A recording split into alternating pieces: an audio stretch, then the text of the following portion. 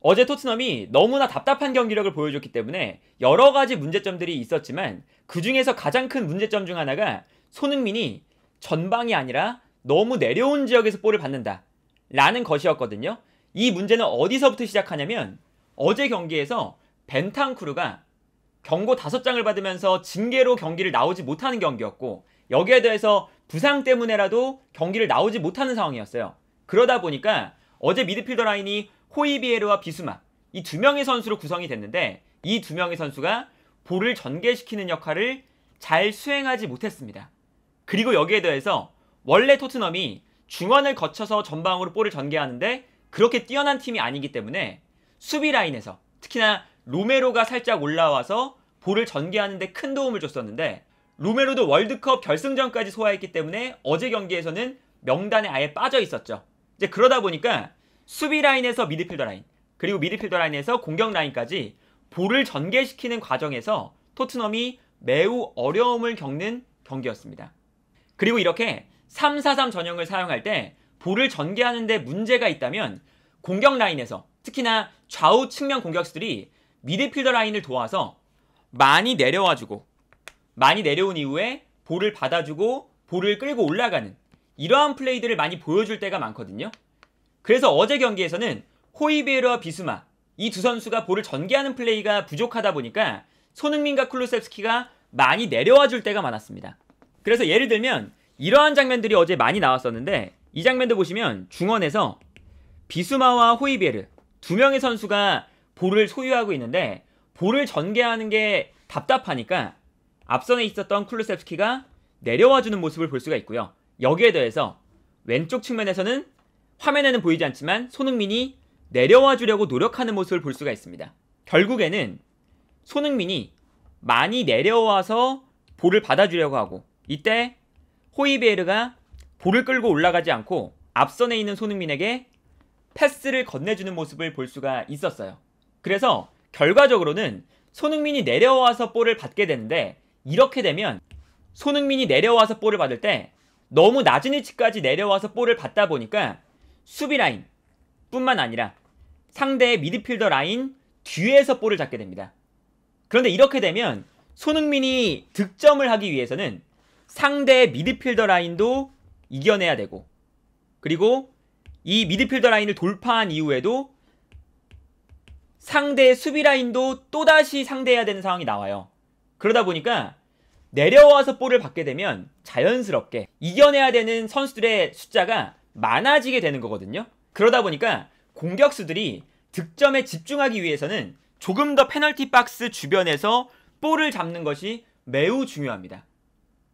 페널티 박스 주변에서 볼을 잡아야 한두 명의 선수를 벗겨내면 곧바로 득점 찬스가 나오게 되는 거거든요. 그러다 보니까 미드필더 라인에서 공격 라인으로 좋은 패스를 보내준다는 것이 공격수들이 득점을 하는데 매우 중요한 포인트인데, 이렇게 손흥민 선수가 낮은 위치까지 내려와서 볼을 받게 된다면 여기서 발생하는 문제는 어쨌든 이런 장면이 계속 나타나는 겁니다.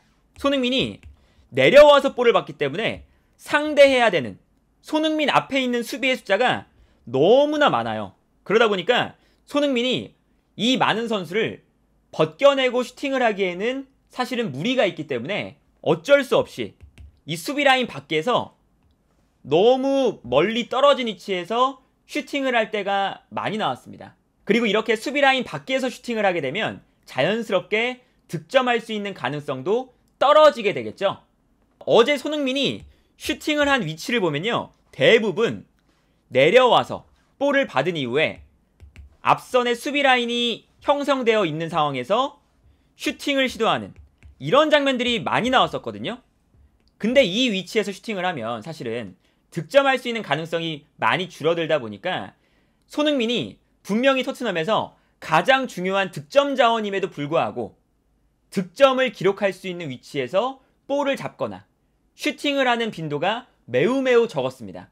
그래서 어떤 기록까지 볼 수가 있냐면, 이 기록은 손흥민이 브렌트포드와의 경기에서 볼을 터치한 위치거든요. 근데 볼을 터치한 위치를 보면 박스 안에서 볼을 터치한 횟수가 단 한 번도 없습니다. 90분 내내 손흥민이라는 득점 자원이 박스 안에서 볼터치가 한 번도 없었다는 것은 토트넘의 정말 큰 문제라고 할 수가 있거든요. 그래서 뭐 슈팅을 기록한 위치를 봐도 똑같아요. 슈팅을 기록한 위치를 보면 손흥민이 페널티 박스 밖에서 슈팅을 3번 시도를 했습니다.